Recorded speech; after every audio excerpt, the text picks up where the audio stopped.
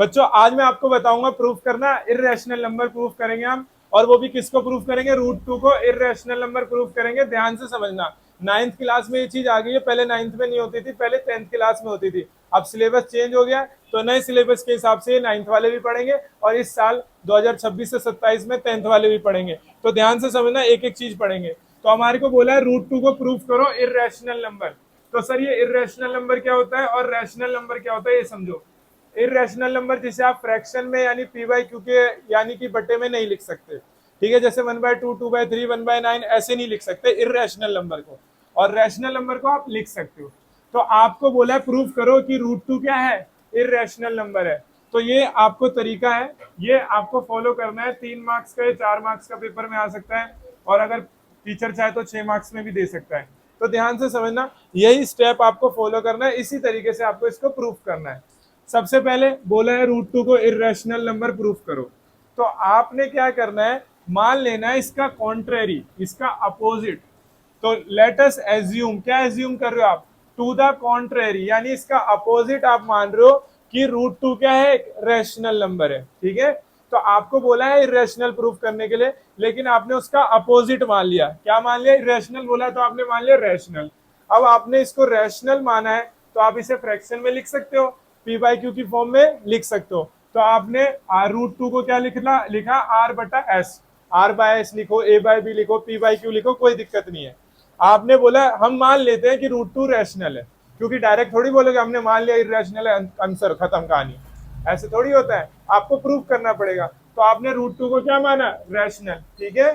तो आपने रैशनल माना, तो इसे R/S या P/Q कुछ भी लिख सकते हो। मैंने क्या लिखा? R/S। और R और S इंटीजर्स हैं बच्चों, आपको पता होंगे इंटीजर्स क्या होते हैं, जो नेगेटिव भी होते हैं पॉजिटिव भी होते हैं। तो आपने √2 को R/S मान लिया, R/S की फॉर्म में लिखा, और R और S क्या? इंटीजर्स, ठीक है।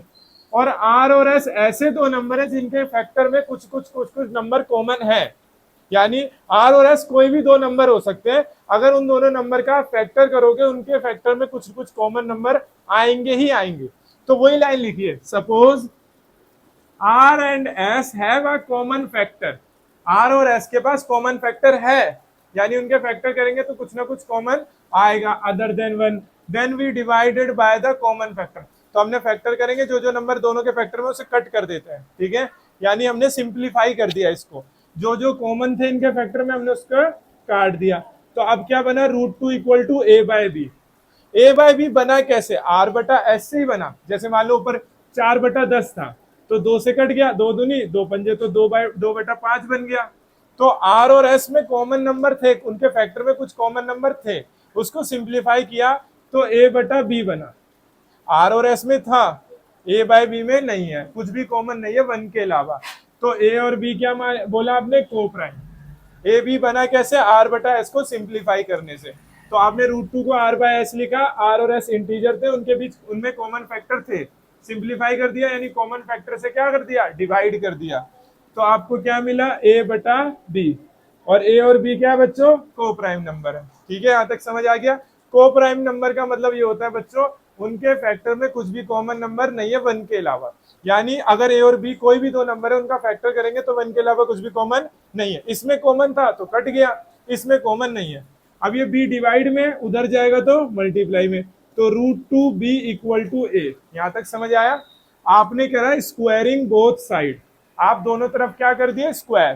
तो √2 का स्क्वायर क्या हो गया बच्चों? 2, B का स्क्वायर B², A का स्क्वायर A²। तो इन दोनों का दोनों तरफ हमने स्क्वायर करा, स्क्वायरिंग बोथ साइड।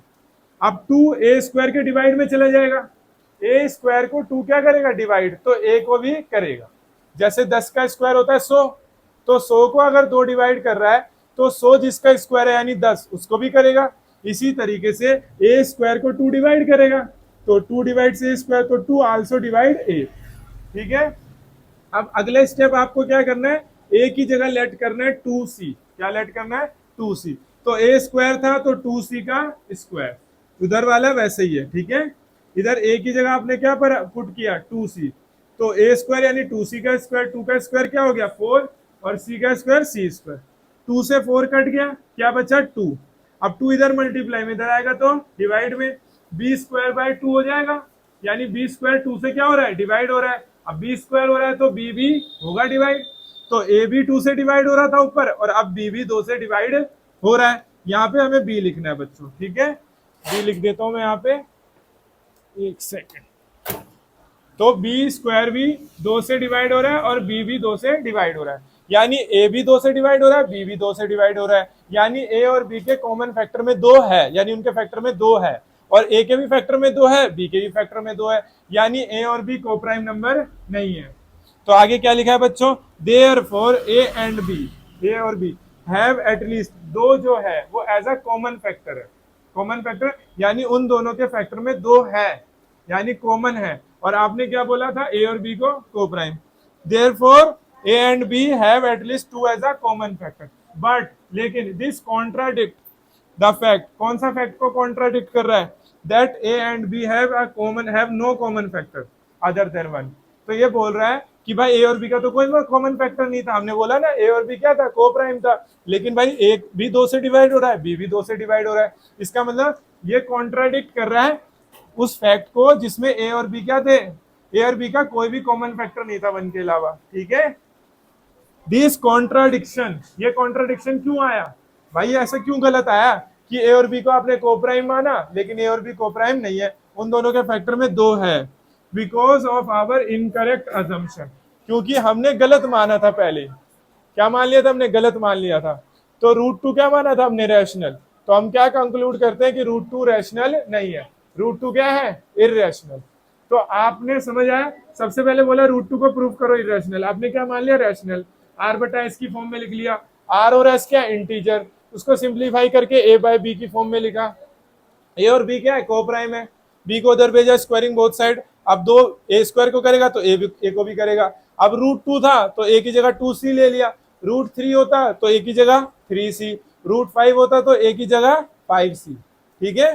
फिर यहाँ पे ए की जगह 2c 3c 5c, अगर √2 होता तो √2 है तो 2c, √3 होता तो 3c, और √5 होता तो 5c, स्क्वायरिंग करते हैं तो इधर से सिंप्लीफाई कर देते जैसे यहाँ कर दिया, अब 2 बी स्क्वायर को करेगा तो बी को भी करेगा, अच्छा 2 ए से भी हो रहा है, ए भी 2 से, ए 2 से डिवाइड हो रहा है, बी भी 2 से डिवाइड हो रहा है, दोनों ए और बी दोनों क्या हो रहे हैं, 2 से डिवाइड हो रहे हैं, इसका मतलब ए और बी का एटलीस्ट कम से कम 2 क्या है, कॉमन फैक्टर है, और हमने क्या बोला था ए और बी को प्राइम नंबर, ठीक है।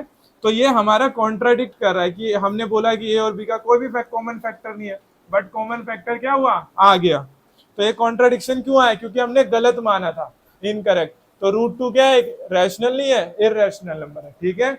समझ आया, आया कि नहीं आया समझ में, पक्का आया समझ में, आयशा आया, अनुष्का समझ में, चलो ठीक है, वीडियो खत्म करो।